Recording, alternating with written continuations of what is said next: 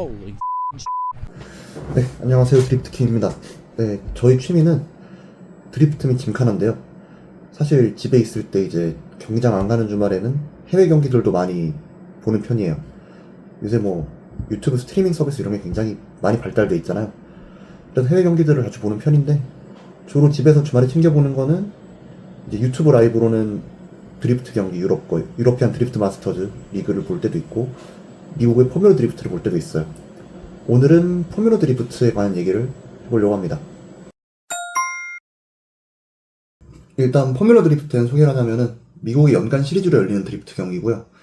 보통 1년에 8경기 정도를 합니다. 1년에 8라운드 정도를 미국 전역을 돌아다니면서 하고 개막 라운드랑 폐막 라운드는 항상 LA 롱비치의 시가지 개조 서킷에서 개최한다는 특징이 있어요.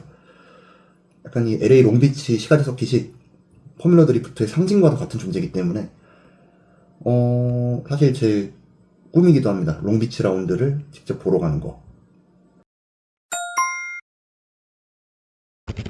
포뮬러 드리프트에 대해서 좀 자세히 알아보자면은 포뮬러 D는 이제 클래스가 두 개로 나뉘어요. 프로랑 프로 스펙. 이걸 비교하자면은 프로가 F1이라고 치면은 프로 스펙은 그 하위인 이제 F2나 F3급의 경기라고 보시면 돼요. 프로 스펙의 드라이버들이 시즌 내에 탑3 안에 성적을 거두게 되면은 다음 시즌에 프로로 승급할 수 있습니다. 그런 특징이 있고 실제로 프로 스펙에서 프로로 승급한 드라이버들도 있고요. 이제 출전하는 선수들은 굉장히 많지만 저는 프로 클래스의 경우는 제임스 딘과 애덤 웰즈의 팬입니다. 제임스 딘은 이제 요즘 떠오르는 스타인데 현재 차는 이제 포드 머스탱을 타고 있고요. 머스탱인데 이제 머스탱 전문 튜닝 업체인 RTR에서 튜닝한 머스탱을 타고 있어요. 이 차가 이제 엔진이 V8 엔진을 장착하고 있는데 놀랍게도 자연흡기고요. 터보나 슈퍼차 이런 거 안 달려있고 그 상태로 9000rpm의 고회전이랑 거의 1200마력의 출력을 내는 몬스터 머신이에요. 실제로 타는 걸 보면은 굉장히 소리가 엄청나거든요. 그 자연흡기로 그런 출력이 나온다는 게 굉장히 인상적이고 애덤 웰즈 같은 경우는 BMW 236 드리프트카로 출전하는 걸로 굉장히 유명하고 이 차량에 이제 토요타의 2JH GT 엔진을 수합해서 1100마력의 출력을 내는 걸로 유명합니다. 두 선수 모두 굉장한 선수들이고 특히 제임스 딘은 지난번 24시즌과 25시즌에 연속으로 포뮬러 D 시즌 챔피언을 달성한 선수이긴 하기 때문에 제가 개인적으로 굉장히 팬입니다. 네, 지난 주말에 열렸던 포뮬러 드리프트는 이제 5번째 라운드였고요. 인디애나폴리스에서 개최됐는데 이번에가 사상 처음으로 인디애나에서 개최된 거여가지고 트랙 자체는 이제 나스카 레이싱 열린 오벌 트랙을 개조해서 진행이 됐고요. 근데 연습 첫날부터 이런 사건이 벌어졌습니다.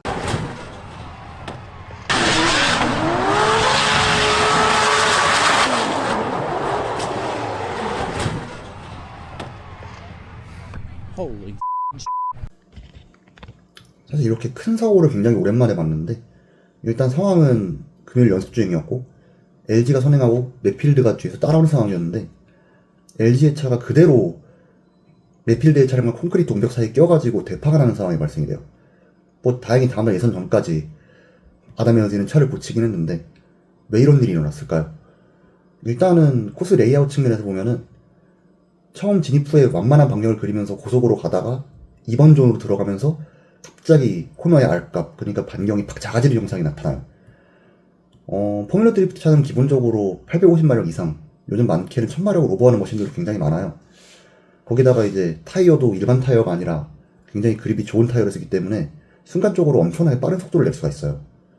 그런 상황에서 진입 후에 얼마 안 있어가지고 급격히 감속한 다음에 코너를 들어가야 되는 디자인인데다가 트랙 자체가 실수 한 번 하면은 바로 콘크리트 벽에 꽂히는 레이아웃이거든요.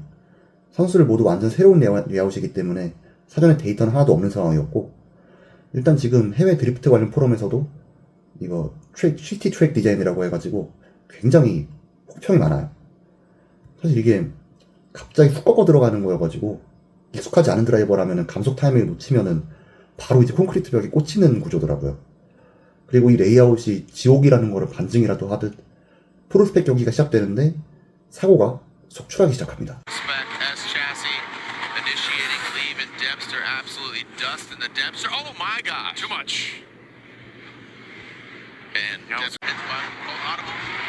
side flip. All right, Sean Booth leading. Duncan drops into formation. Oh no, Duncan noses in, counters and corrects. Unfortunately, looking so good, but then he snaps back.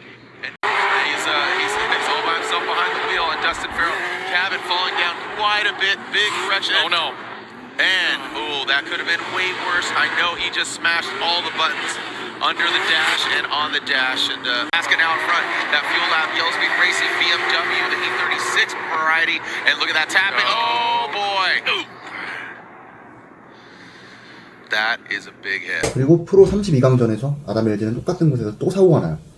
어떤 유튜버가 따로 영상을 이거에서 올렸는데 무려 21번의 사고가 경기 일정 도중에 발생했다고 하더라고요.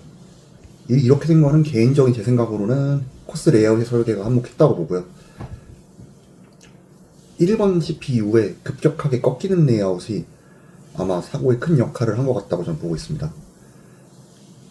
예전에 포뮬러 드리프트 경기에선 이렇게 초반에 확 꺾이는 레이아웃을 본 적이 거의 없거든요.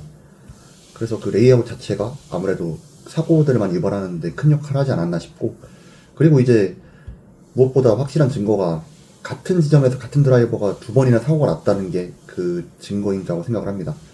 여기서 끝났다면 다행인데 더 큰 게 남아 있었어요. 사실 당시에 이제 프로스펙 경기 끝나고 프로가 시작할 때 인디애나 쪽으로 허리케인이 하나가 접근 중이었는데, 이 타이밍이 하필이면 프로 32강전을 시작한 지 얼마 안 된 타이밍에 태풍으로 영향권으로 인해서 갑자기 심한 비가 내리기 시작해요. 그래서 준비된 32강전을 절반도 소화하지 못하고 갑작스러운 폭우로 인해서 대회가 일시적으로 중단이 돼요.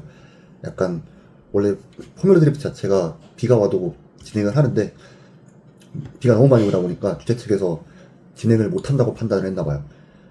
여기까지 보면 이제 그래도 예전에 비 올 때도 경기를 했었으니까 이후에 날씨가 나아져서 재개를 했나 싶겠지만, 놀랍게도 이후에 비가 멈추지 않고 계속 오면서 코스의 일부가 침수가 돼버립니다. 코스 일부가 진짜로 물속에 잠겨버려가지고 경기가 그대로 중단이 돼버려요. 32강에 심각으로 못 가고. 포뮬러 드리프트 중계를 지금까지 봐오면서 급작스러운 폭우로 경기가 중단되는 걸 보는 것도 처음인데, 경기장 일부가 침수해서 경기를 못하게 되는 게 좀 어이가 없더라고요. 그리고 거기 경기장에 간 사람들은 이제 입장료로 내고 다 돈 내고 갔을 텐데, 근데 이제 갑자기 비가 와가지고 경기를 못 보게 됐으니까 아무래도 좀 많이 아쉽겠죠. 또 이제 그거에 대한 환불 조치 얘기도 들려오고 있지 않아가지고 그거는 아무래도 문제인 것 같습니다. 그래서 결국 제대로 열린 토너먼트 경기는 프로스펙 32강이랑 16강 토너먼트만 가능했고, 프로전은 이제 거의 32강 시작하고 절반도 안 돼서 끝났으니까 정상적인 경기가 이룰 수가 없었어요. 그래서 아까 말씀드렸던 21번의 크래시는 대부분이 프로스펙 경기 하다가 나온 겁니다. 네, 그렇고 개인적인 의견으로는 내년 시즌 캘린더에서는 인디애나폴리스 경기가 없었으면 좋을 것 같아요. 왜냐면은 이번에 만든 레이아웃도 별로 마음에 안 들 뿐더러 사고가 너무 많이 나가지고, 일단 프로스펙 차들 중에서 아마 멀쩡한 차들이 거의 없을 거예요. 사고가 엄청 많이 나서.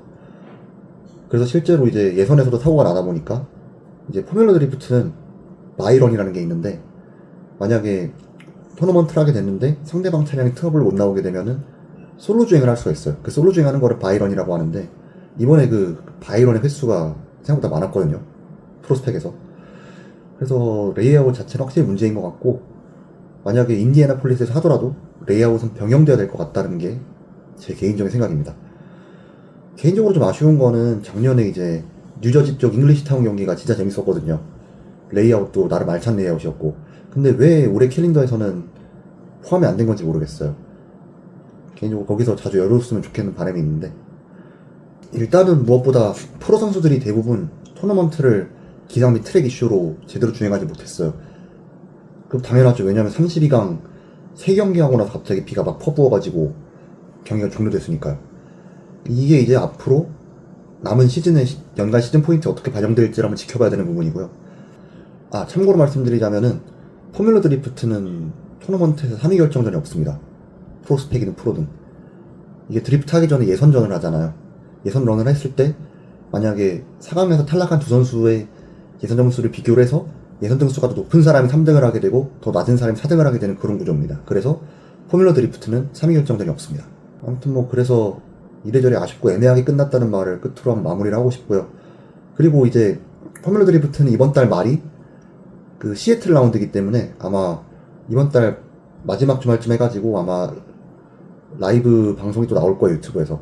프로스펙 경기랑 프로 경기랑 해가지고 또 라이브가 나올 텐데, 그것도 한번 기대 중이긴 해가지고 한번 이제 거기서 재밌는 배틀이 나오기를 바라면서 한번 영상을 마무리해 보려고 합니다. 시청해주셔서 감사하고 구독과 좋아요 눌러주시면 감사하겠습니다. 감사합니다.